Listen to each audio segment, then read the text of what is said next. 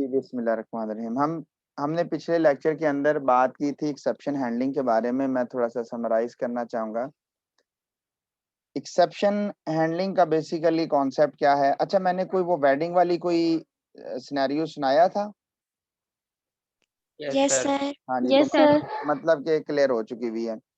मैं यहाँ पर सिर्फ समराइज करना चाहूँगा ताकि वो बच्चे जो कल का लेक्चर नहीं देख सके या उन्होंने अभी रिवाइज नहीं किया तो एटलीस्ट उनको आइडिया हो सके कि बात किस टॉपिक पे हो रही है। एक्सेप्शन हैंडलिंग का बेसिक कॉन्सेप्ट ये है कि आपकी अगर कोई एक्सेप्शन जनरेट होती है यानी कोई रन टाइम पे एरर जनरेट होता है तो हम उसको किस तरह हैंडल करेंगे। याद रखिएगा कि एक्सेप्शन जब जनरेट हो जाती है तो हम उसको रिकवर नहीं कर पाते, उसकी रिकवरी पॉसिबल नहीं है। बट ये है कि हम द रेस्ट ऑफ जो कोड है हम उसको नॉर्मली एग्जीक्यूट करवाने के लिए हम उस एक्सेप्शन को हैंडल कर लेते हैं ताकि हमारा जो प्रोग्राम है वो नॉर्मल फ्लो के अंदर ही काम करे।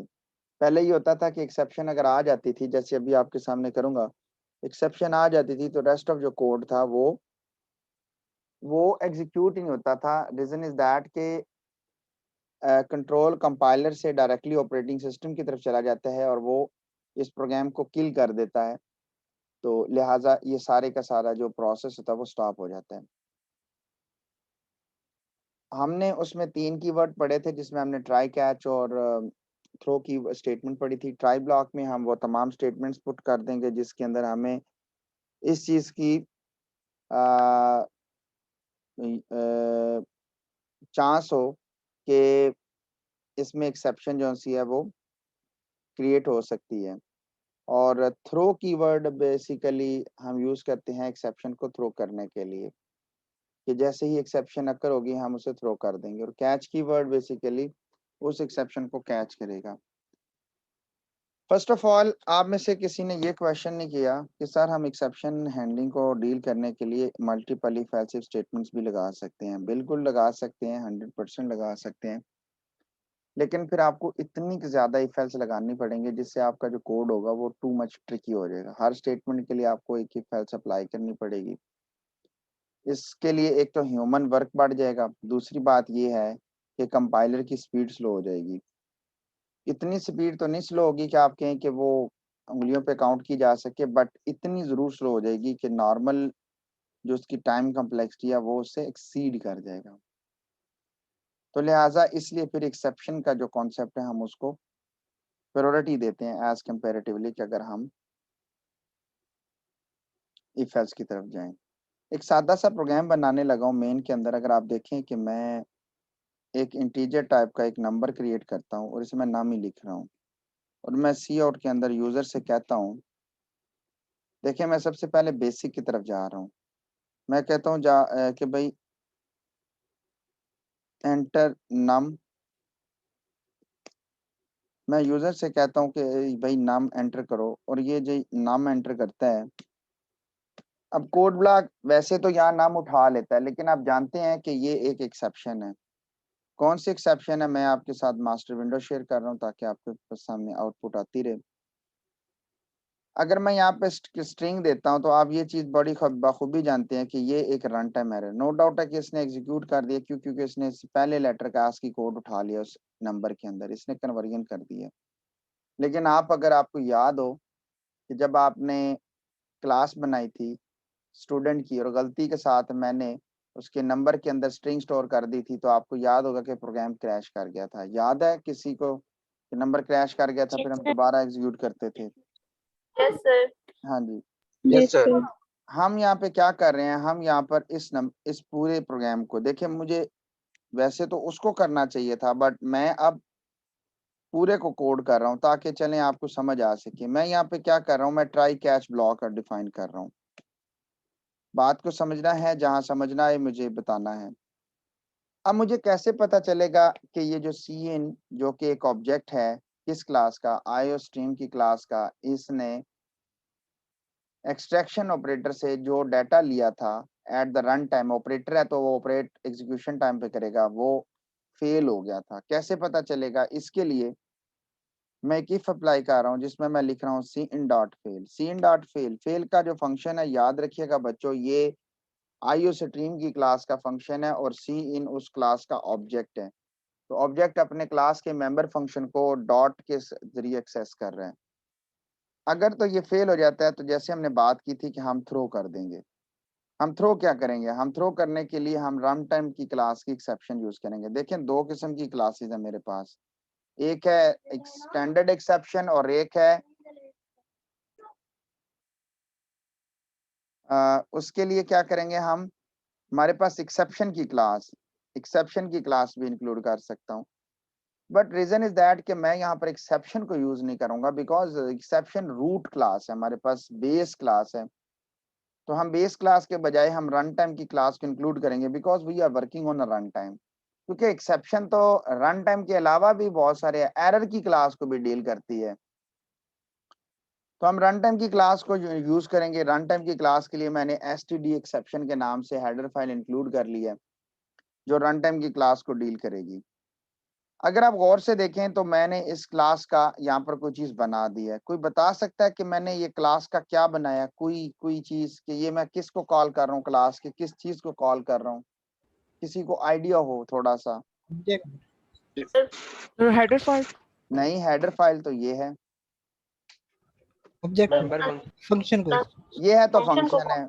ये फंक्शन कौन सा है? कौन सा फंक्शन है ये? रिटर्न एरर फंक्शन है। रिटर्न ना, ये कौन सा? रन टाइम एरर फंक्शन ना फेल ना, मुजम्मिल क्या कह रही हैं? सर कंस्ट्रक्टर std ये एक्सेप्ट। कंस्ट्रक्टर है कासिम। मुजम्मिल कंस्ट्रक्टर कैसे था बच्चे, जरा बताएं ना, इनको पता चले। सर जब हम लोग क्लास है तो क्लास का कोई भी ऑब्जेक्ट जनरेट करने जा रहे हैं तो पहले तो कंस्ट्रक्टर को ही कॉलिंग होगी ना, फिर आपका जवाब गलत। आपको कैसे पता चला कि मैं कंस्ट्रक्टर कॉल कर रहा हूँ? मैं, देखिए, मैं the writer of this code जी। सर अगर कोई भी और फंक्शन अगर हम कॉल कर रहे होते तो डॉट ऑपरेटर के जरिए हम उसे एक्सेस करते हैं, लेकिन नहीं, कंस्ट्रक्टर को तो हम आपकी बात ये भी ठीक है लेकिन आंसर ये नहीं है। आप जरा गौर से देखें कैसे फंक्शन को एक्सप्लिसिटली कॉल की जा रही है। देयर इज थ्रो को छोड़ दें, अभी थ्रो बाद की बात है। पहले ये स्टेटमेंट चलेगी फिर थ्रो चलेगी। जैसे रिटर्न में पहले स्टेटमेंट चलती है बाद में रिटर्न चलता है। मैं एक ऐसे फंक्शन को कॉल कर रहा हूं जो कि क्लास के नाम से है। तो क्लास के नाम से कौन सा फंक्शन होता है जी? कंस्ट्रक्टर। तो यही तो नाम था जी भाई, यही तो नाम था। गौर से देखें, ये क्लास का नेम है, स्कोप रेजोल्यूशन ऑपरेटर, क्लास का फिर नेम आ गया। तो इसका मतलब ये है कि स्टैंडर्ड लाइब्रेरी के अंदर रन टाइम की क्लास एक्सेस कर रही है scope resolution operator run time की क्लास को, यानी अपने कंस्ट्रक्टर को। और वो भी कितने आर्गुमेंट वाला है? जरा गौर से देखिए कितने आर्गुमेंट हैं। 1 टाइप क्या है उसकी? यस। और अगर आप प्रोग्राम को चलाएं तो यहाँ एरर आ जाएगा, वो कहेगा भाई यहाँ it at must be 1 argument constructor. अब देखिए यहाँ मैं अगर नल भेज दूं ना तो फिर जहां भी ये कंस्ट्रक्टर जाके कैच होगा, देखिए कंस्ट्रक्टर कैसे कैच होगा? कंस्ट्रक्टर चलेगा तो एक ऑब्जेक्ट बनेगा। जरा बात को ध्यान से समझना है, ये बात ही मेजर है। बस मैंने यहाँ पर कंस्ट्रक्टर को कॉल की, एक्सप्लिसिटली कॉल की है, जबरदस्ती कॉल करवाई है, क्लास के नाम से कॉल करवाई है, कंट्रोल 1 आर्गुमेंट के लिए। गौर से देखें ये क्लास किससे इनहेरिटेड है? एक्सेप्शन हाँ जी, और एक्सेप्शन से। और इस क्लास के अंदर हम उसका 1 आर्गुमेंट कंस्ट्रक्टर चला रहे हैं। और थ्रो कहां से कर रहे हैं? मेन के अंदर से रन टाइम की एरर की क्लास को, जो कि रन टाइम एरर की क्लास को की कंस्ट्रक्टर को कॉल कर रहे हैं जो कि इस क्लास का 1 आर्गुमेंट कंस्ट्रक्टर। और ये क्लास एक्सेप्शन की क्लास से इनहेरिटेड है। और ये बातें मैंने अभी स्टार्ट में बताई भी हैं।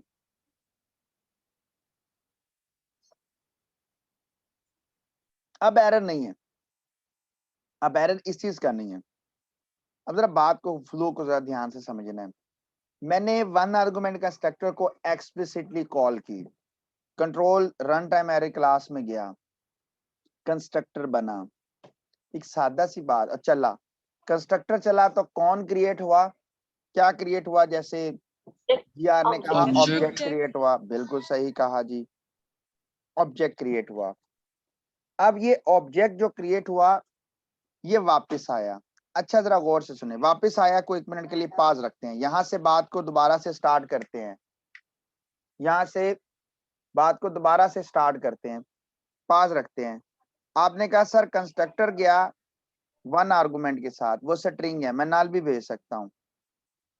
तो इसका मतलब यह है कि वहां पर कोई डाटा मेंबर भी होगा, कोई पॉइंटर टू स्ट्रिंग होगा, कोई स्ट्रिंग होगा, कोई ना कोई चीज तो बनी होगी जो स्ट्रिंग को होल्ड करती है।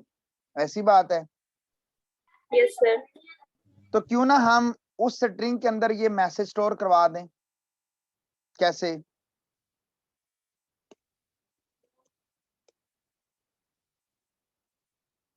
नम मस्ट बी इंटीजर, उसमें स्टोर हो जाएगी। उसके बाद एक ऑब्जेक्ट क्रिएट हुआ है, वो वापस आ जाएगा। वापस आ पे दोबारा मैंने अनपास किया, यहां लिखा हुआ थ्रो। मैंने बताया था थ्रो क्या करेगा, एक्सेप्शन को थ्रो करेगा किसी स्पेसिफिक एरिया में, स्पेसिफिक कैच ब्लॉक के लिए, स्पेसिफिक हैंडलर के लिए। सही कह रही है क्लास, बिल्कुल ऐसा ही है। अब बात यह है बच्चों कि मैंने तो इसको थ्रो कर दिया।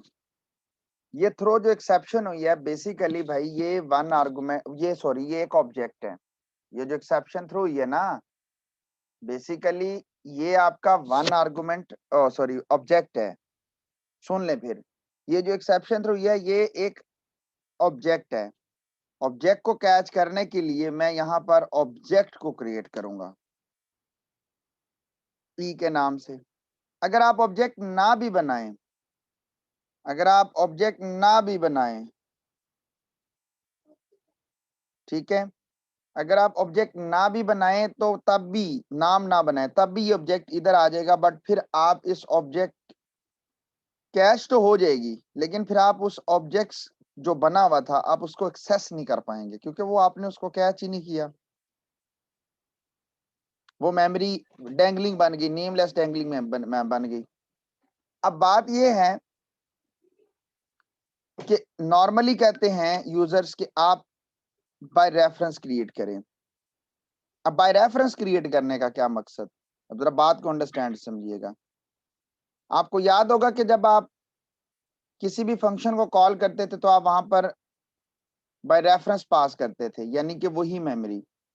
तो बच्चों यहां पर भी यही बात की जा रही है कि जो वहां से आ रहा था अगर मैं उसको बाय रेफरेंस क्रिएट करता हूं तो इसका फायदा ये होगा कि उस मेमोरी की कॉपी ई को नहीं मिलेगी, बल्कि वो एक्चुअल कॉपी जो बनाई है कंस्ट्रक्टर ने वही मिल जाएगी। अगर मैं यहाँ पर एम्परसैंड नहीं डालूंगा तो फिर पता क्या होगा, आने वाला कॉपी दे देगा ई को और खुद डिलीट हो जाएगा। तो इस तरह रन टाइम ई को एक कॉपी मिल जाएगी, होगा वो भी ऑब्जेक्ट ही। तो इस तरह 2 ऑब्जेक्ट बनेंगे, तो अच्छा नहीं है कि हम इसको बाय रेफरेंस क्रिएट करें। अब इसके बाद हम सी आउट, यहां पर मैं मैसेज देना चाहूंगा, बल्कि मैसेज को थोड़ा खूबसूरत कर लेते हैं, ERROR एरर, E.what। अब ये सर कहां से आ गया बताता हूं ना जी। ये ई किस क्लास का ऑब्जेक्ट है? Run time error. Run time error. Run time error. What class का बेसिकली जो फंक्शन है ना, व्हाट क्लास का फंक्शन, ये फंक्शन जो सा है ये बेसिकली एक्सेप्शन की क्लास का मेंबर फंक्शन है। ये बेस क्लास है और वहां पर ये डिफाइन हुआ है वर्चुअल। अब आप खुद समझें, आप माशाल्लाह इस चीज को अंडरस्टैंड करते हैं कि जो फंक्शन बेस क्लास में वर्चुअल है वो ओवरराइड भी हुआ होगा किस क्लास में? रन टाइम एरर की डिराइव क्लास में। रन टाइम एरर क्लास, बिल्कुल। तो हम उसको एक्सेस कर सकते हैं, तो हम उसको एक्सेस कर सकते हैं। इस फंक्शन का काम क्या है, सिर्फ और सिर्फ उस मैसेज को डिस्प्ले करवाना जो मैसेज जो डाटा मेंबर में वैल्यू स्टोर करवाई हुई है। मैं प्रोग्राम को एग्जीक्यूट कर रहा हूं।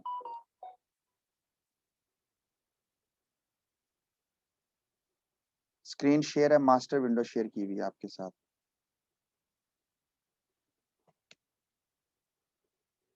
एक्सेप्शन कंट्रोल होगी। Yes sir. Yes, sir. Yes, sir. एक चीज बताता हूँ, फॉर एग्जाम्पल इसके बाद कुछ स्टेटमेंट्स थी,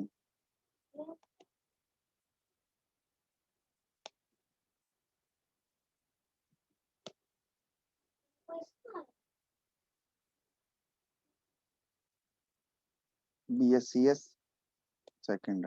देखें ये चलती जा रही हैं, सोचो इस तरह की स्टेटमेंट चलती जा रही हैं, बहुत सारी स्टेटमेंट्स हैं। मैं सिर्फ आपको, अगर ये एक्सेप्शन के बाद चल गई हैं तो इसका मतलब ये है कि जो बात मैंने की है वो 100% ठीक है। एक्सेप्शन पकड़ी गई है, लेकिन you can see the rest of code executed normally, will be executed normally.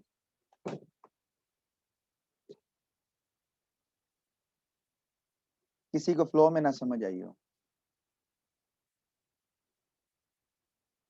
किसी को फ्लो में ना समझ आई हो जी प्लीज। क्या ये सिर्फ वर्ड दोबारा समझा दिया, वर्ड वाला फंक्शन? वर्ड वाला नहीं समझ आया। देखें जी, वर्ड वाला जो फंक्शन है वो बेसिकली एक्सेप्शन की क्लास के अंदर एक वर्चुअल फंक्शन है। वर्चुअल फंक्शन है तो जरा पढ़ लेते हैं बुक को। ये तो पढ़ लिए, यहाँ से कहीं से वाट यहाँ पे शुरू होते हैं वहां से बात करते हैं। ये यूजर डिफाइन एक्सेप्शन के ऊपर है, तो लिहाजा मैं यूजर डिफाइन पे अभी नहीं हूँ। ये यहाँ पर उसने यूजर डिफाइन की एक क्लास बनाई हुई है, ये देखें, ये देखें। और ये यूजर डिफाइन क्लास को बिल्ट इन एक्सेप्शन के साथ मर्ज कर रहा है, वो हमारा आगे का टॉपिक है। आप जरा पढ़ें। वो कहता है कि हम ड्राइव कर सकते हैं, लेकिन बाद में। हाँ जी, सिंपल है शहरोज, लेकिन बच्चे शुरू शुरू में तो आपको आसान लगेगा, बाद में मुश्किल हो जाएगा, क्योंकि अभी तो हम बेसिक पकड़ रहे हैं ना, अभी तो देखिएगा आगे होता है क्या। लेकिन इसमें देखिए ना, आप कैसे इसको पकड़ पाएंगे। सीन डॉट फेल में आप उसको मैसेज दे देंगे कि हाँ कि दिस इज दिस वन, अभी एक है, फिर दो, फिर तीन, फिर चार, तो एक्सेप्शन उसको ज्यादा आसानी से पकड़ लेती है। अच्छा जी, class derived divide by zero exception as a derived class from the standard class library runtime error class। Standard runtime error class के लिए आपको स्टैंडर्ड एक्सेप्शन की क्लास इंक्लूड करनी पड़ती है हेडर में।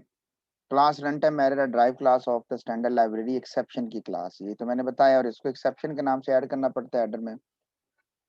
वो कहता है कि in C plus plus the standard base class for representing the runtime class, the class exception is a standard base class from all exception classes, मैंने बताया। कहता है a typical exception class that derive from the runtime error class define only a constructor, yani a constructor that passed an error message string to the base class runtime error constructor class constructor। Every exception class that derive directly or indirectly from exception contain a virtual function called what, which return an exception object error message that will be stored by the constructor, one argument constructor। मेरे ख्याल से ये वही बातें हैं जो मैंने आपसे वर्बल बात की, और यहाँ पर वो यूजर कहता है कि भाई ठीक है, नम और डी नम करके दिखाओ। तो लाइक दिस वन, जरा गौर से देखें, मैं एंटर डी नम कर देता हूं। अब डी नम में क्या कर रहा हूं, ये मैंने स्क्रीन बच्चों मैंने मास्टर की हुई है। जब मैं स्विच करता हूं तो वो जो भी मैं स्क्रीन मैं देख रहा होता हूँ वो मेरे पास आ रही है। क्या नजर नहीं आई थी जब मैंने पढ़ा था वो? सर जी स्क्रीन मुझे नहीं शो हो रही सर, शायद नेट इशू। बाकियों में से किसी को ना नजर आ रही हो? सर जी शो हो रही है। मैंने तो मास्टर स्क्रीन शेयर की हुई है कि जो भी मैं देखूंगा वो आपको नजर आएगा। हत्ता कि मैं देखिए, मैं व्हाट्सएप पे गया हूँ तो आपको व्हाट्सएप भी नजर आ रहा है। तो हाँ जी, तो वही है कि मैं जिस तरह मूव करूंगा वो आपको स्क्रीन नजर आएगी। अच्छा जी, अब denom must be integer. अब देखें यहाँ मैसेज देने का सबसे बड़ा फायदा ये हुआ कि जो भी जिस तरफ से भी एक्सेप्शन जनरेट होगी वो स्टोर हो जाएगी रन टाइम एरर की क्लास के अंदर। नहीं तो भाई यहाँ पर मुझे लिखना पड़ता, अगर मैं यहाँ ना स्टोर करता तो फिर मुझे यहाँ पर क्या लिखना पड़ता, या कि नम स्लैश डी ना मस्ट बी इंटीजर, तो हमें कभी भी पता ना चलता कि ये नम इंटीजर होना चाहिए था या डी नम इंटीजर होना चाहिए था, जिस वजह से एरर आया। तो एग्जीक्यूट करते हैं। अब मैं नाम को तो ठीक दे देता हूं, बट मैं डी नाम को देता हूं तो वो कहता है error denom must be integer.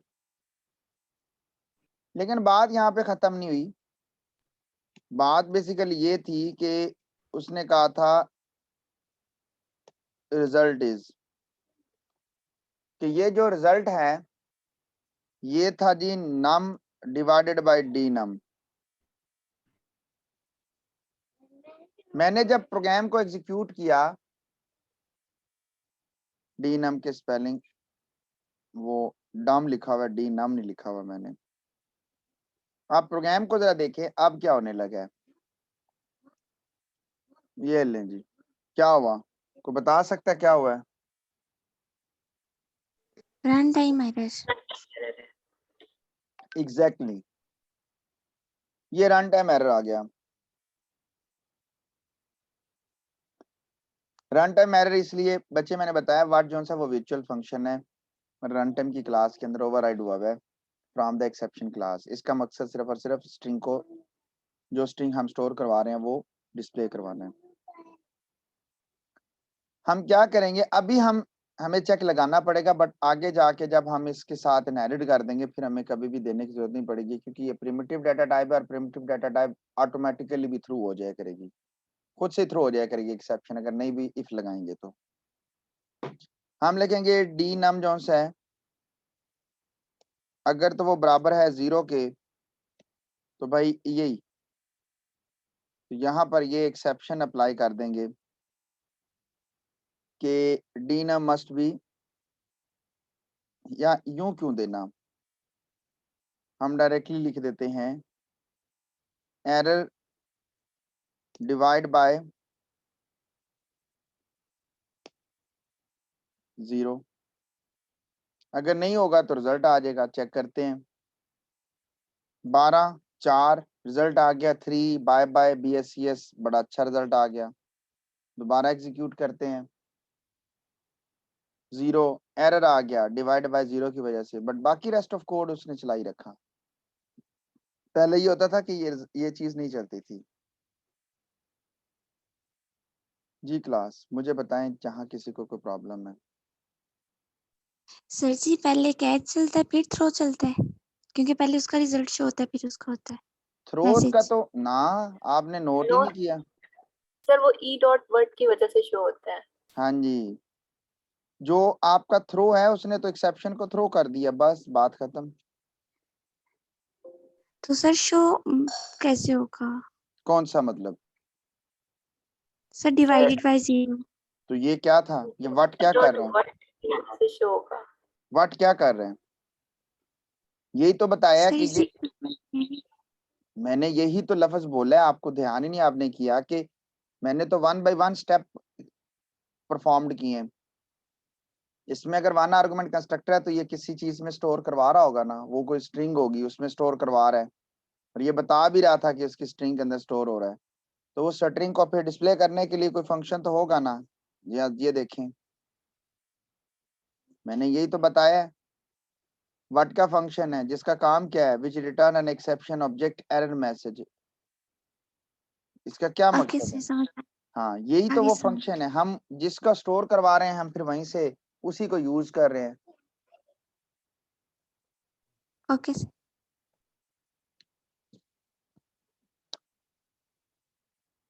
अच्छा, अब यहां तक किसी को कोई प्रॉब्लम? किसी को प्रॉब्लम है पहले पूछ सकते हैं, फिर आगे चलते हैं ना जी।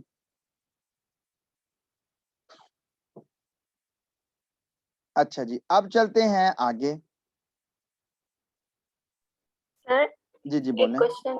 जी जी सर बोलें अगर बोलें। जैसे हम हमने इंटीजर डेटा टाइप है उसको स्ट्रिंग डेटा टाइप दी है, तो इस तरह मतलब अगर डेटा टाइप चेंज हो जाती है तो हम सी इन डॉट फेल यूज करते हैं सिर्फ किसी हाँ स्पेसिफिक केस। बिल्कुल, देखिए ना वो फेल हो गया। सी इन जनाब साहब एक जो उस क्लास का जो फंक्शन है वो बता देता है कि वो फेल हो गया। कैसे फेल हो गया है कि सी इन के लिए ओवरलोड हुआ है एक्सट्रैक्शन ऑपरेटर। याद रखिएगा सी इन यानी आईओ स्ट्रीम की क्लास के अंदर एक्सट्रैक्शन ऑपरेटर बनाया हुआ है, वो फेल हो गया। हमें कैसे पता चलेगा?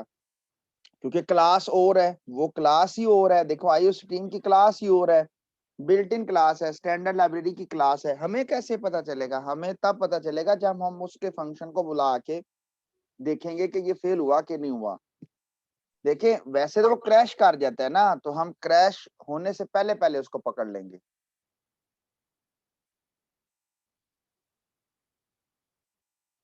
आपको याद होगा स्टैक की क्लास की थी, यस सर। और आपको याद होगा वो स्टैक की क्लास कुछ ये थी, स्टैंडर्ड एक्सेप्शन डाली हुई है, मैंने ये अलग से पेस्ट कर दी थी। आपको याद है ना कि हम यहाँ पर रिटर्न एग्जिट बाय 1 लिख देते थे, ताकि यस एग्जिट बाय 1 सर का सिर्फ मकसद ये होता था कि भाई ये प्रोग्राम को यहीं पे स्टॉप कर देता था। उसके ओवरफ्लो बाद और फर्दर, मैटर के लिए। उसके बाद अगर आप ज्यादा डाटा डालने की कोशिश करें, स्टैक का साइज अगर 5 है 6 डालने की कोशिश करें तो रुक जाता था, और अगर आपके पास 5 डाटा और 6 पॉप करने की कोशिश करते थे तो निकालने की कोशिश करते थे तो एरर मैसेज आ जाता था। अब हम क्या कर रहे हैं? ये स्टैक की क्लास है, पहले स्टैक की क्लास को समझें, रिवाइज कर लें। स्टैक की क्लास है जिसके अंदर एक अरे है और एक टॉप के नाम से वेरिएबल है। हमने टॉप को -1 से इनिशियलाइज किया। क्यों? क्योंकि टॉप -1 है। वैल्यू डालने के लिए पुश के फंक्शन को जब हम वैल्यू पास करेंगे तो सबसे पहले हम टॉप को प्लस करेंगे और फिर टॉप वाले लोकेशन पर वैल्यू स्टोर करवा देंगे। ये तब तक करवाएंगे जब तक कि टॉप साइज के बराबर ना आ जाए, और वो कब तक है? जब तक equal greater than equal to 4 ना हो जाए, क्योंकि टॉप पहले प्लस हो रहा है, लिहाजा greater than and equal to की फॉर्म में चलेगा। इसी तरह पॉप में जी उस वक्त तक निकालते रहेंगे जब तक कि वो -1 ना हो जाए। पहले वैल्यू निकालेंगे और फिर उसके बाद वैल्यू टॉप को डिक्रीज बाय 1 कर देंगे। अब देखिए हम क्या कर रहे हैं, हम पब्लिकली रन टाइम की क्लास को इनहेरिट कर रहे हैं। बात को समझ आई? कुछ थोड़ी सी पल्ले पड़ी कि मैंने क्या किया है? यस सर कोई बताएगा कि ये हुआ क्या? ये जनाब स्टैक रन टाइम से इनहेरिटेड है और रन टाइम की क्लास एक्सेप्शन से इनहेरिटेड है।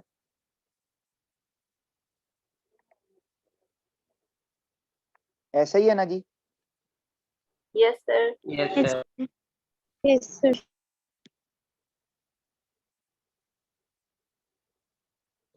अच्छा, अब सबसे पहले एक एरर आ रहा है। कोई बताएगा एरर किस चीज का है? कोई? कंस्ट्रक्टर सर हाँ हाँ हमने कंस्ट्रक्टर जो हमने इनहेरिट किया है जिससे बेस क्लास से, उसके लिए तो हमने कंस्ट्रक्टर में कुछ मेंशन ही नहीं किया। गुड हो गया, लिख दिया फिर भी एरर आ रहा है। अब किस चीज का एरर है? जरा गौर से देखिएगा, एरर क्यों है?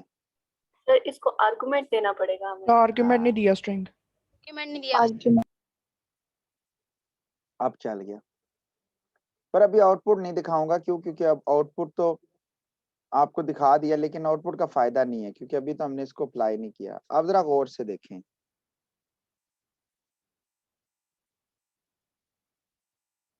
थ्रो कर देंगे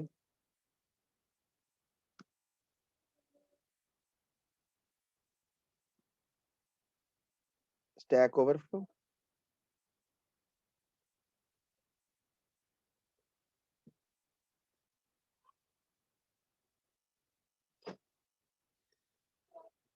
आसान टॉपिक है, बस थोड़ी सी तवज्जो रिक्वायर्ड है। और इस पूरे ब्लॉक को क्या कर दूं, बल्कि ये आए हाँ जी ट्राई कैच में रख देता हूँ, बल्कि इसको स्टैक को क्या ट्राई में रखना।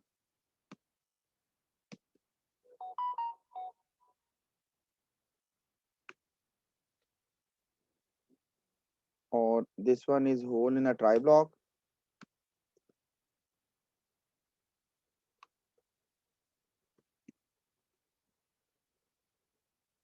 Catch block,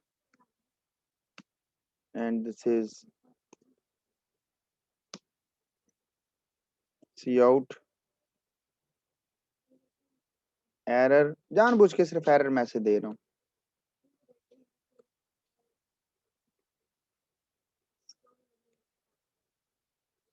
इसके बाद वो बाय बाय वाला मैसेज चलता रहेगा, वो उसको कोई इशू नहीं, यानी इसके बाद रेस्ट ऑफ कोड चलेगा। एरर कोई नहीं है, लिहाजा कोई एरर मैसेज नहीं आया।